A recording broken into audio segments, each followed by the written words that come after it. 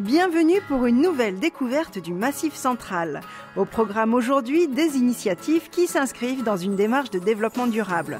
Sur ce territoire de 85 000 km², le Massif français le plus vaste, on trouve de nombreux espaces préservés. Il est donc tout naturel de penser à l'environnement.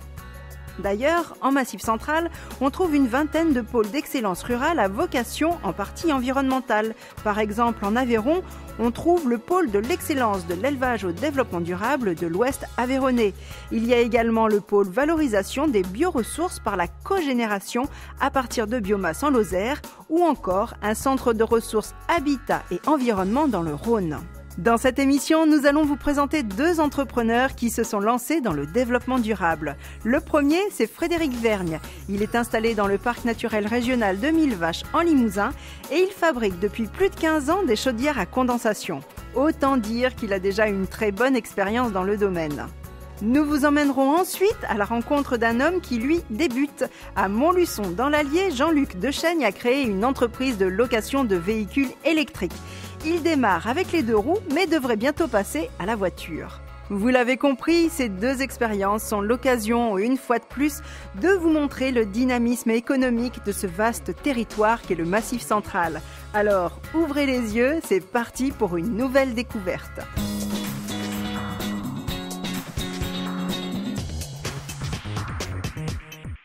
Nous voici en Corrèze, sur le plateau de Millevaches, un territoire préservé mais également dynamique. Nous sommes au cœur d'un parc naturel régional et ici, environnement et développement se doivent de faire bon ménage.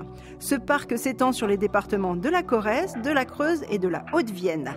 Et on y trouve une faune et une flore riches, mais c'est également un paradis pour la pratique d'activités de pleine nature. Et c'est ici, à Trégnac, 1400 habitants, au pied du massif des Monédières et dans les gorges de la Vézère, que Frédéric Vergne a créé son entreprise il y a plus de 15 ans. Il a commencé par du conseil et aujourd'hui, il produit lui-même ses chaudières économiques et écologiques.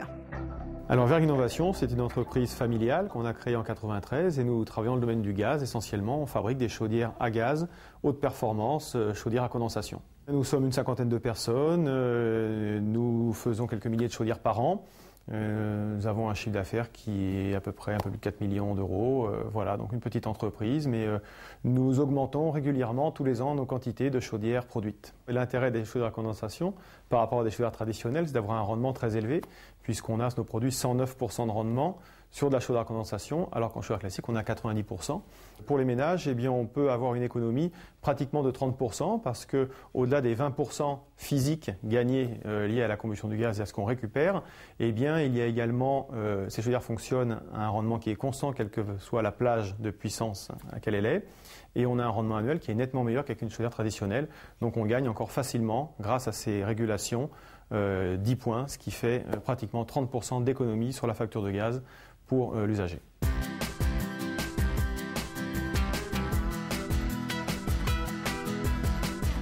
Nos principaux marchés sont en France, pour la moitié à peu près de notre production, essentiellement de la chaudière à condensation. Mais nous avons également développé d'autres gammes de chaudières basse température et haut rendement que l'on vend à l'export. Et entre autres, on vend des chaudières en Chine et également dans des pays comme la Tunisie, en Afrique du Nord. Nous ne sommes pas tellement connus dans la profession. Enfin, nous sommes une petite société face à ces grands avec plusieurs milliers de personnes. Nous sommes une toute petite entreprise, une 50aine de personnes. Donc il nous faut, pour arriver à vendre, des produits qui se démarquent des autres. Alors nous avons conçu des produits qui sont très simples, d'une part à fabriquer, mais également à entretenir, à installer. On a très peu de pièces constitutives, on a une centaine de pièces alors que la concurrence en a pratiquement 500. Donc ce sont des chaudières très simples, très peu de composants, donc très fiables et également très performantes. Contrairement à ce qu'on pourrait penser, à tort, le gaz est une énergie qui a encore de l'avenir. de par les réserves, bon, qui sont certes pas inépuisables, hein, mais qui sont plus importantes que les autres. Et on se rend compte que dans beaucoup de cas, on ne pourra jamais remplacer du gaz. En ville, lorsque vous avez des réseaux existants, il sera très difficile dans des appartements de pouvoir mettre des pompes à chaleur, système solaire. Donc il y aura toujours un marché important du gaz.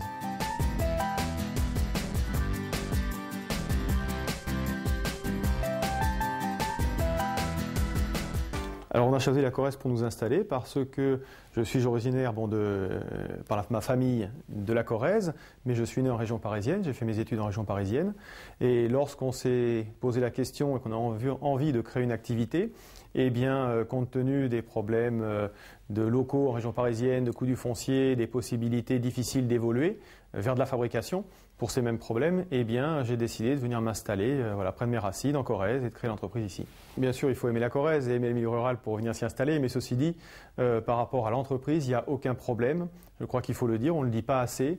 Il n'y a pas de souci, il n'y a pas de surcoût lié au transport ou à quoi que ce soit pour travailler ici. Bien au contraire, on a une qualité de vie, une qualité de main-d'œuvre, de personnes, une grande fiabilité de toutes les personnes qui travaillent ici. Ensuite, pour les déplacements vers l'étranger, c'est vrai que ça peut paraître quelquefois problématique, on travaille beaucoup à l'export, mais il faut savoir que soit on habite Paris, en gros, soit on habite ailleurs. Alors, on ne trouve pas forcément de problème pour recruter ici de façon générale. Après, quand on veut recruter des ingénieurs ou des niveaux particuliers, c'est vrai qu'il faut aller chercher un petit peu plus loin. Un petit peu plus loin, c'est quoi pour nous? C'est Brive, Tulle, Limoges, donc des centres urbains où on a plus de chances de trouver ces qualifications. Mais ce n'est pas un souci. Il faut savoir qu'on est à 3/4 d'heure de Limoges ou 3/4 d'heure de Brive. En région parisienne, eh bien, on n'hésite pas pour un SMIC à traverser Paris à faire 2 heures de métro. Vous le voyez, à Traignac, l'innovation est au rendez-vous, tout comme l'écologie et les économies d'énergie pour Frédéric Vergne et son entreprise. D'autant plus que nous sommes dans un territoire préservé, un parc naturel régional. Et d'ailleurs, ce n'est pas le seul en Massif central. On en compte pas moins de 10, 9 classés parcs naturels régionaux et un parc national, celui des Cévennes.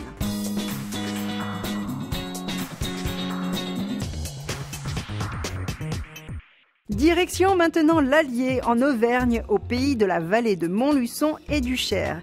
Nous sommes dans le bocage bourbonnais et à quelques pas de l'autoroute A71 qui relie Paris et Clermont-Ferrand. Au cœur de ce territoire, la ville de Montluçon, avec ses 40 000 habitants, est la première ville du département et même la deuxième d'Auvergne. Elle présente un double visage, une cité médiévale et une cité industrielle.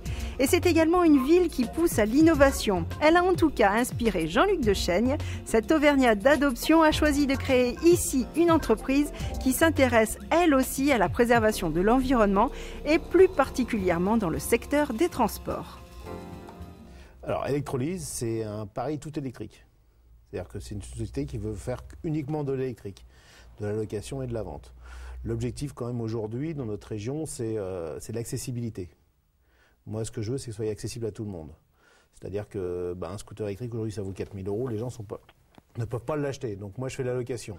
Aujourd'hui, j'ai du scooter électrique en 50 cm3, j'ai du 125, j'ai du cyclomoteur électrique qui roule à 40 km/h et j'ai du vélo électrique actuellement qui sont disponibles dans le magasin et qui sont aussi à l'extérieur. Par exemple, pour les professionnels, j'ai des livreurs de pizza. Certains utilisent le scooter électrique, d'autres le vélo électrique et qui sont enchantés avec leurs produits. Je suis persuadé que l'électrique, c'est l'avenir. En ville, qu'on soit bien d'accord, c'est pas fait pour partir en vacances. Vous partez pas au bord de la mer avec un véhicule électrique. Mais en ville, c'est vraiment l'idéal et c'est vraiment le véhicule de demain.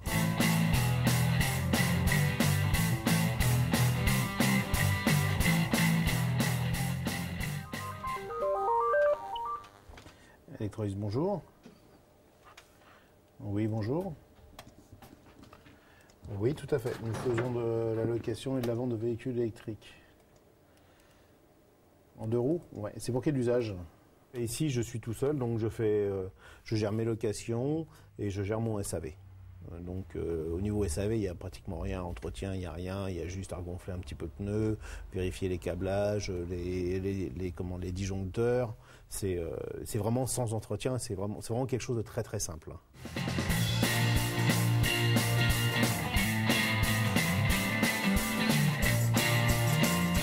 Donc vous avez un moteur qui est dans la roue arrière en toute logique.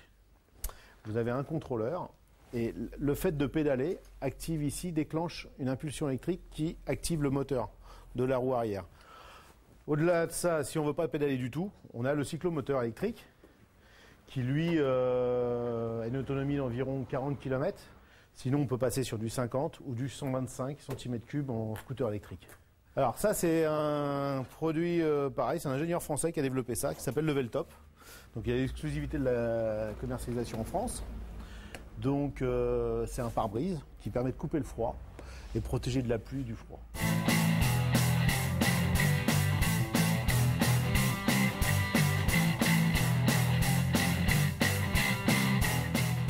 J'ai un parcours un petit peu typique parce que j'ai commencé dans la restauration, j'ai fait des études dans la communication et le marketing.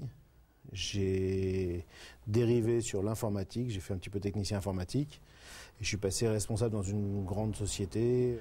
Donc j'ai été muté par cette société sur la région et je suis arrivé sur la région, je suis tombé amoureux de la région. On a eu 3 enfants avec ma femme, on s'est resté ici et j'ai décidé de ne plus quitter la région, de rester ici et de créer une entreprise.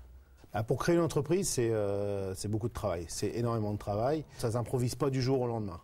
J'ai quand même mis pratiquement 2 ans pour monter cette entreprise. J'ai été soutenu par ma femme, j'ai été voir des amis qui m'ont encouragé. Il y a toujours une démarche aussi au niveau local et collectivité locale, la municipalité, tout ça qui vous aide, qui vous soutiennent un petit peu moralement, mais ça suffit pas. Ça suffit pas. On a vraiment besoin d'un bon coup de main et il en manque toujours un peu.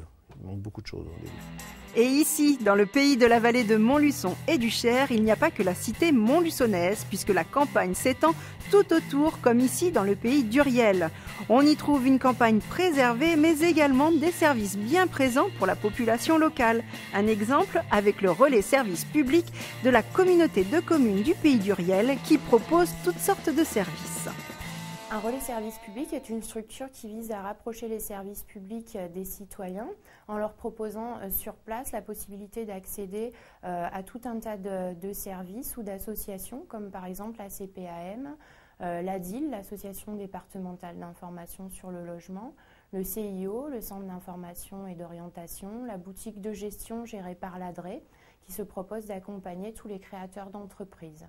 Alors les gens viennent ici effectivement, on a des partenaires qui fonctionnent avec des systèmes de permanence ou de rendez-vous. Ils peuvent également accéder à des services qu'ils n'ont pas sur place via la borne de visioconférence, le point visio public que nous avons, qui leur permet d'accéder à des services qu'ils n'ont pas sur place ni même à Montluçon.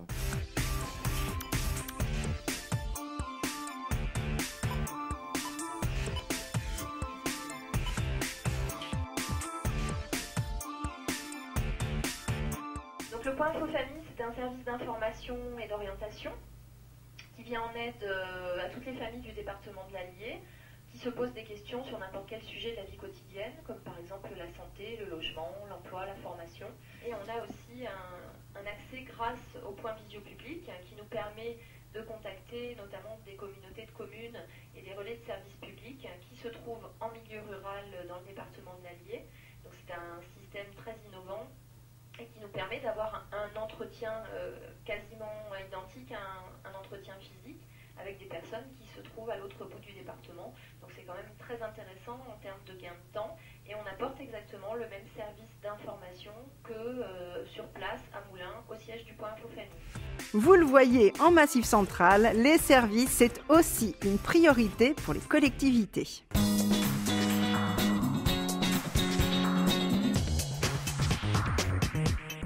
Notre émission se termine et nous espérons que cette excursion en Corrèze et dans l'Allier vous a plu. En tout cas, vous l'avez compris, le Massif Central est pleinement impliqué dans les démarches de développement durable. C'est d'ailleurs la raison d'être d'une initiative originale nommée Macéo, qui voit le jour au début de l'année 2010. Macéo, c'est en fait une structure qui regroupe les partenaires économiques pour imaginer et expérimenter en matière de développement durable à l'échelle de ce vaste territoire. Vous le voyez, en Massif Central, ce ne sont pas les idées ni les possibilités qui manquent. Demain en Massif Central, c'est terminé pour aujourd'hui, mais vous pouvez voir et revoir cette émission et retrouver tous les contacts sur notre site internet www.demain.fr. À bientôt en Massif Central.